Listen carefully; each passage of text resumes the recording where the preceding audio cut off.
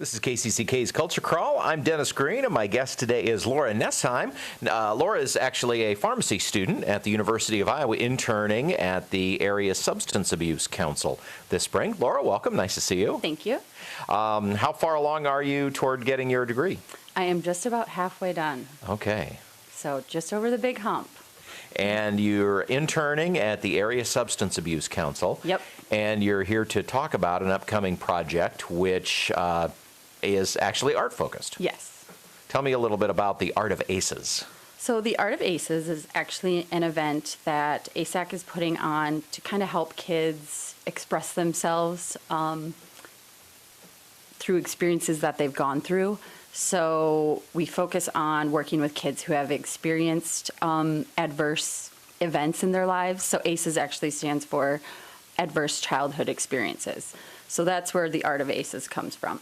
So Saturday, April 18th is where we're having an event at the Downtown Public Library in Cedar Rapids from 11 to 1, where the art is all displayed. And there will also be some live performances, like dance performances, some poetry readings. And it's really focusing on kind of an art therapy for kids so they can work through these experiences and learn resiliency skills. And that's, yeah, kind of where we're coming from there. So, but you've gotten involved in any kind of art therapy programs prior to this, or is this new to you? Nope. So when I first started at ASAC, the ACES program is kind of what jumped out at me. So I've always had an interest in addiction and prevention services, yet I really have never seen kind of the beginning where they start to try to really work on prevention.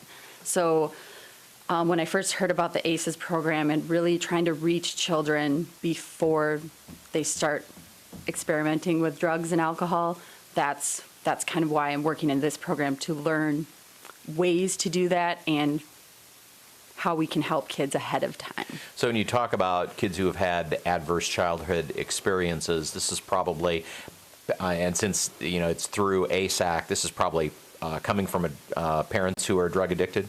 Yep, it could be that. Yeah. Yep, and it's anything from parents or kids who experience divorce, abuse, violence, even homelessness. Yep. Okay, so not necessarily associated with substance abuse. Right, yep, just any adverse event during your childhood. And of course, the research always indicates that kids who grow up in a home with substance abuse are more likely Correct. to become substance abusers themselves. Yep. So this is an attempt to try and help break the cycle. Correct. Yep. So it's known that kids who go through these difficult experiences are more likely to use drugs and alcohol throughout, usually starting in adolescence and throughout adulthood. And usually in adulthood is when it's kind of hard to address. So that's why we're focusing on getting to them. Well, it would be easy to assume then that the art and the performances we'll see will be, depressing and sad, and I'm sure there will be aspects of that, but as you have looked over some of this stuff as it comes in and prepares it, is that your experience? Is it all kind of a downer, or are there bright things to look at too? The art is, you could say, pretty serious and pretty heavy, but it actually makes it more meaningful and very powerful. So yes, although we're talking about serious subjects, it's actually very therapeutic for a child to present their art into the public and share their story, and they're sharing it in an anonymous way. So that helps also. So yes, although it's serious, things are serious. Serious would be. I use the term downer, which was a poor choice of words. Serious is a much better choice of words. But it's also very, we can all, I think we've all been through difficult events in our lives. So even just viewing the art can be therapeutic for the adults and children viewing it. So it's really a way to have the children connect with the community and for the community to support the kids. And also provide that cathartic experience. Getting those feelings out is a big step toward being able to deal with them. Correct. Yep. So the art will be on display. What was the process toward the production of the performance pieces? Where are those coming from?